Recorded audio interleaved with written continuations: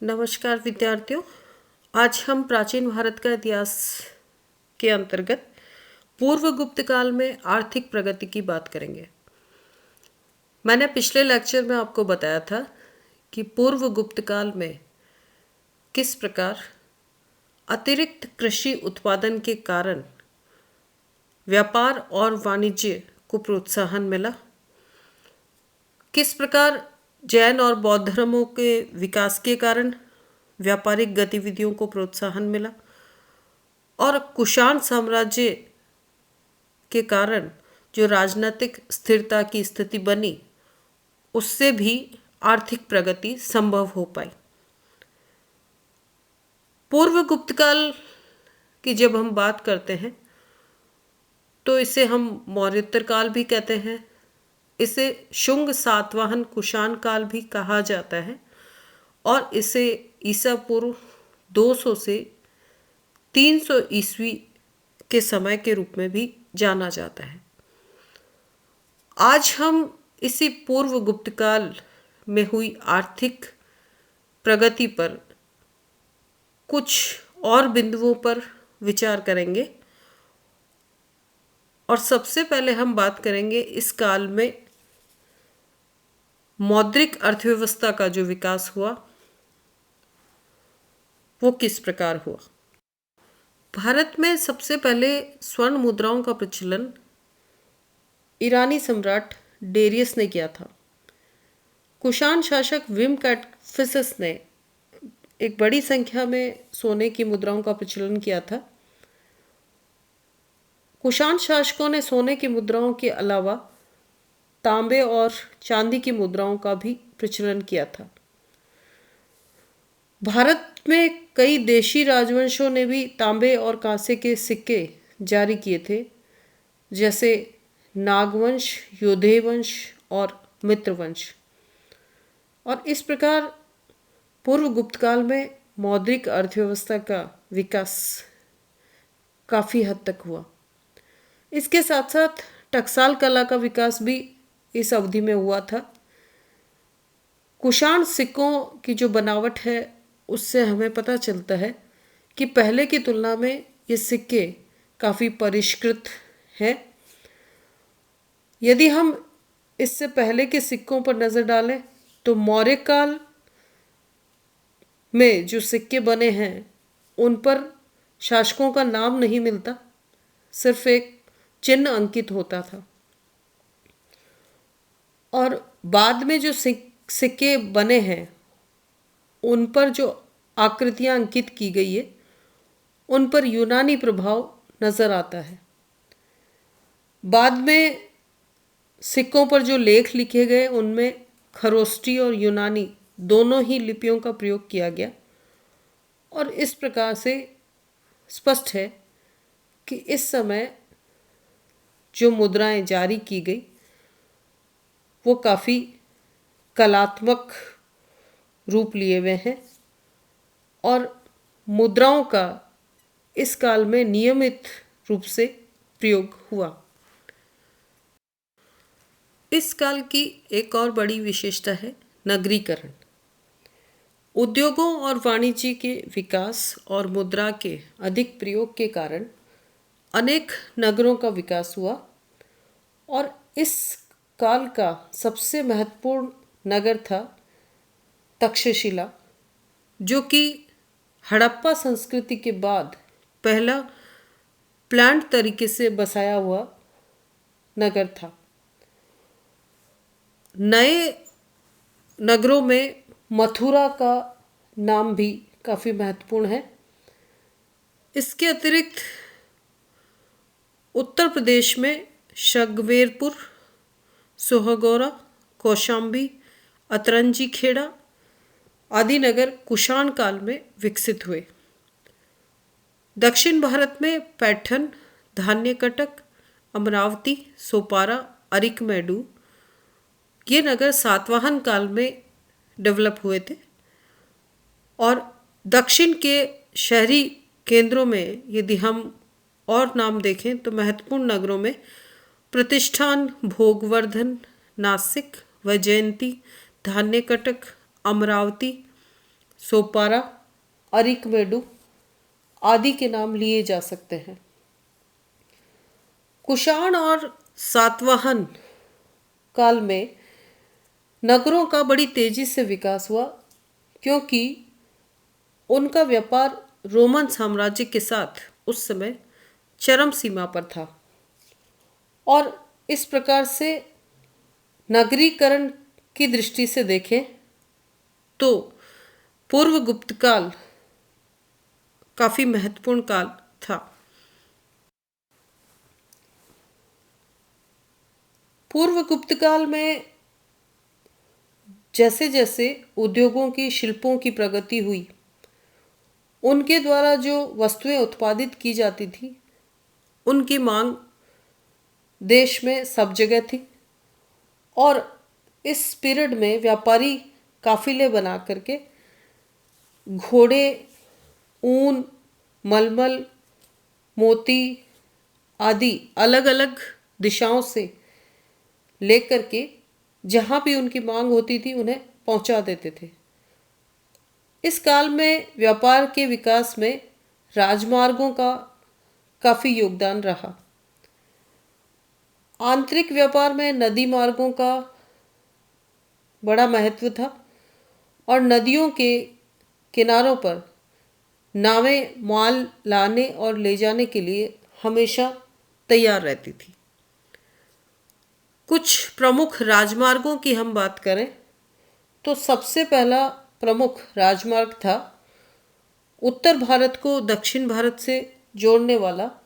यह मार्ग प्रतिष्ठान से श्रावस्ती तक था और यह राजमार्ग महिष्मती, उज्जैनी, विदिशा, कौशाम्बी और साकेत होकर के गुजरता था और कुशीनारा, पावा, वैशाली, पाटलिपुत्र भी इसी मार्ग से जुड़े हुए थे। पेरिप्लस ग्रंथ के अनुसार उज्जैनी से बड़ी मात्रा में सूती कपड़ा भृगुकच्छ या भड़ौच लाया जाता था। दूसरे प्रमुख राजमार्ग की बात करें तो यह भृगुकच्छ या भड़ौच से कौशाम्बी होकर के ताम्रलिप्ति पहुंचता था और इस मार्ग में नावों का प्रयोग भी किया जाता था। जल और स्थल मार्गों का प्रयोग करते हुए व्यापारी मलमल को भड़ौच के बंदरगाह से विदेशों तक पहुंचाते थे। तीसरा प्रमुख राजमार्ग पूर्वी भारत को पश्चिमी भारत से जोड़ता था। यह पाटलिपुत्र से सिंध के मुहाने पर पत्तल तक पहुंचता था। इस मार्ग के द्वारा सिंध और ईरान के घोड़े गंगा के मैदान के नगरों में लाए जाते थे। चौथा मुख्य राजमार्ग चंपा से पुष्कलावती तक का था। पुष्कलावती प्राचीन काल में गांधार की राजधानी थी। यह मार्ग पांचाल के प्रसिद्ध नगर काम्पिल्य और मद्र के प्रसिद्ध नगर शाकल होकर के तक्षशिला पहुंचता था।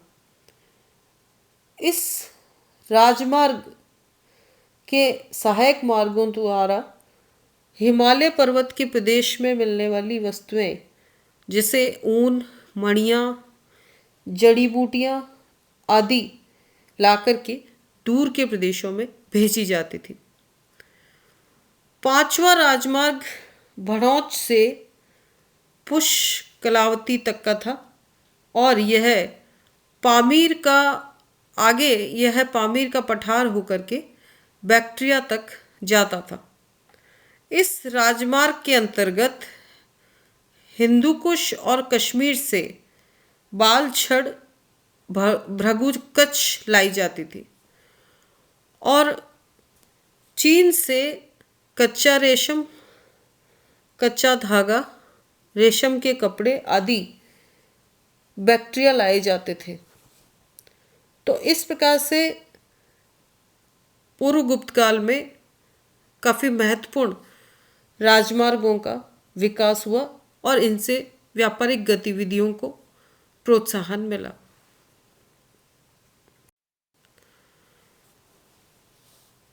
पूर्व गुप्त काल में जो विदेशों के साथ व्यापार हो रहा था, उसके कारण भारत में दक्षिण दिशा में पूर्वी और पश्चिमी किनारों पर अनेक बंदरगाहों का विकास हुआ। पेरिप्लस में 22 बंदरगाहों की सूची मिलती है और टॉलेमी ने 40 बंदरगाहों का वर्णन किया है। बंदरगाहों के नाम और उनकी स्थिति को आप देख सकते हैं। सबसे पहले बारबैरिकम, जो कि सिंधु नदी के मुहाने पर था, और इसी के दक्षिण में पत्तल का बंदरगाह था। भारत में पश्चिमी तट पर भड़ौच सबसे प्रमुख बंदरगाह था। पश्चिमी महाराष्ट्र के 2 बंदरगाह सोपारा और कल्याण थे, और दक्षिणी महाराष्ट्र का बंदरगाह चौल था। महाराष्ट्र का एक और बंदरगाह था पारीपत्तन। कन्नड़ तट का प्रमुख बंदरगाह वैजयंती था। केरल तट के 2 मुख्य बंदरगाह थे, मुजिरिस और टिंडिस। पूर्वी तट पर 2 और प्रमुख बंदरगाहों की बात की जाती है, जो थे कावेरीपत्तनम और अरिकमेडु। तमिल तट पर मछलीपट्टनम प्रमुख बंदरगाह था। इसके अतिरिक्त उड़ीसा के 2 बंदरगाह भी खास थे, घंटसाल और दंतपुर। और बंगाल का ताम्रलिप्ति बंदरगाह पूर्वी दिशा का सबसे महत्वपूर्ण बंदरगाह था, और बंगाल में ही एक और नाम लिया जा सकता है गंगा सागर बंदरगाह का। तो इस प्रकार पूर्व गुप्त काल में आप देख सकते हैं कि बड़ी संख्या में बंदरगाहों का विकास हुआ। अब हम पूर्व गुप्त काल में भारत के विदेशी व्यापार के बारे में कुछ बात करेंगे। भारत का विदेशों के साथ जो संपर्क था वो प्राचीन काल से ही था, और सबसे पहले यदि हम इस संपर्क की बात करें तो 4वीं शताब्दी ईसा पूर्व के अंत में सिकंदर के आक्रमण के पश्चात भारत में जब मौर्य साम्राज्य की स्थापना हुई, तब से हम यूनान और भारत में संपर्क की बात कर सकते हैं। और भारत के व्यापारी इसी समय के पश्चात मिस्र और पश्चिम के अन्य देशों के साथ स्थल और जल दोनों मार्गों से व्यापार कर रहे थे। सिकंदर के बाद एशिया और अफ्रीका के यूनानी सम्राटों के साथ भारत के मौर्य शासकों के निकट संबंध बने। मौर्यों के पतन के पश्चात अनेक जातियों के लोग भारत आए। इनमें बैक्ट्रियाई, यूनानी, शक, कुषाण और पहलव मुख्य थे। ईसा के आरंभिक शताब्दियों में भारत का पश्चिमी देशों के साथ घनिष्ठ व्यापारिक संपर्क था, और पेरिप्लस के लेखक ने भारत में अनेक बंदरगाहों का जिक्र किया है, जहां पर बड़ी संख्या में भारतीय और विदेशी जहाज मौजूद थे। रोमन सिक्कों की दक्षिण भारत में बड़ी संख्या में जो उपलब्धता है, वो भी इसी व्यापारिक संपर्क का परिणाम थी। इस काल में भारत का रोमन साम्राज्य के साथ व्यापार चरम उत्कर्ष पर था, और एक रोमन लेखक प्लेनी इस बात पर काफ़ी दुखी होता है कि भारत का जो रोम के साथ व्यापार था, उसमें रोम का सोना भारत जा रहा था, और इसके कारण रोम को काफ़ी नुकसान हो रहा था। यदि हम एशियाई देशों की बात करें तो भारत, चीन और पश्चिमी देशों से आने वाले मार्ग बैक्ट्रिया में आकर के मिलते थे और यह एक बड़ी व्यापारिक मंडी थी। यहाँ माल का आदान प्रदान होता था और यहाँ से वस्तुएं अन्य स्थानों पर ले जाई जाती थी। कुषाण साम्राज्य की स्थापना के पश्चात चीन के साथ व्यापारिक संपर्क मध्य एशिया के स्थल मार्गों से होने लग गया था। इससे पहले चीन का रेशम भारत में असम के रास्ते से आता था। दक्षिण पूर्वी एशिया के द्वीप देशों के मार्ग से भी भारत और चीन के मध्य व्यापारिक संपर्क था। पेरिप्लस के अनुसार भारत का चीन के साथ समुद्री व्यापार भी रहा। चीन से जो मुख्य रूप से हम आयात कर रहे थे उनमें रेशम का धागा, कच्चा रेशम, बांस, उससे बनी हुई वस्तुएं थी। दक्षिण पूर्वी एशिया के द्वीप देशों के साथ भी भारत का व्यापारिक संपर्क काफ़ी पहले से ही चला आ रहा था। दक्षिण पूर्व में भारत के जो उपनिवेश द्वीप देशों में स्थापित हुए उनमें सबसे पहला नाम हम मलाया का ले सकते हैं, क्योंकि भारत की भूमि से सबसे पहले मलाया ही पड़ता है और यही सबसे पहले भारतीय नाविक आए थे। दूसरा मुख्य नाम कंबोडिया का लिया जा सकता है। इसे चीनी स्रोतों में फूनान का नाम दिया गया है। यहाँ पर भारतीय व्यापार हेतु आए। उन्होंने कंबोडिया को अपना स्थायी निवास बना लिया। वहाँ के लोगों से भारतीयों ने वैवाहिक संबंध भी स्थापित किए। वहाँ पर हिंदुओं ने एक बड़ी बस्ती स्थापित की और वे लोग वहाँ पर भारतीय परंपराओं का पालन करते थे। कंबोडिया के भारत के अतिरिक्त चीन से भी मैत्रीपूर्ण संबंध थे। कंबोडिया के पूर्व में चंपा नाम से एक हिंदू राज्य था, जिसे वर्तमान में अन्नाम नाम से जाना जाता है। इसके अलावा दक्षिण पूर्वी एशिया देशों में जावा या यव द्वीप भी काफ़ी महत्वपूर्ण था, जो कि प्राचीन काल में भारत का उपनिवेश था। इसके अतिरिक्त भारत और चीन के मध्य समुद्री मार्ग के बीच में सुमात्रा में भी हिंदुओं ने उपनिवेश स्थापित किया था। दक्षिणी पूर्वी देशों के साथ जो ये संपर्क स्थापित हुआ उसका कारण पश्चिम के देशों में भारत के मसाले की जो बढ़ती हुई मांग थी वो रहा था। दूसरा बड़ा कारण इन द्वीपों में सोने की उपलब्धता थी और इस प्रकार से ये व्यापार काफ़ी महत्वपूर्ण होता चला गया। इन द्वीपों पर भारतीय व्यापार हेतु ही गए थे, परंतु बाद में उन्होंने न केवल यहाँ पर अपना राज्य स्थापित किया बल्कि भारतीय संस्कृति का प्रभाव भी कायम किया। इसके अतिरिक्त श्रीलंका के साथ भी भारत का व्यापारिक और सांस्कृतिक संपर्क रहा। यहाँ पर बौद्ध धर्म अपने मूल स्वरूप हीनयान में आज भी प्रतिष्ठित है। अब हम पूर्व गुप्तकाल में भारत जिन देशों के साथ विदेशी व्यापार कर रहा था उनमें प्रमुख देशों, मुख्य बंदरगाहों और निर्यात और आयात की वस्तुओं पर एक नज़र डाल सकते हैं। सबसे पहले हम बात करें रोम की।